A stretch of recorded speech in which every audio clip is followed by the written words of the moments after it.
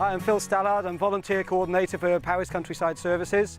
We're up in the hills above Kerry at the moment, building a new footbridge to replace an old one that's been there for decades and was failing. We've got a team of volunteers.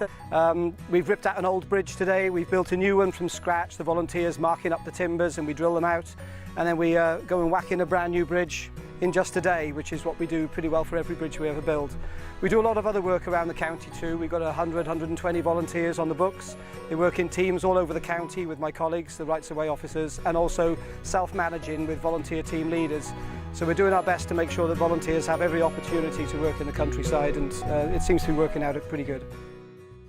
I was looking for a good mix of things to do to keep me active and busy in retirement, and I came across Phil Stallard and his group at Powys County Council, and it seemed like a great idea to get out in the countryside, do something physical, very practical, very satisfying, and work with a bunch of lovely guys and women as well.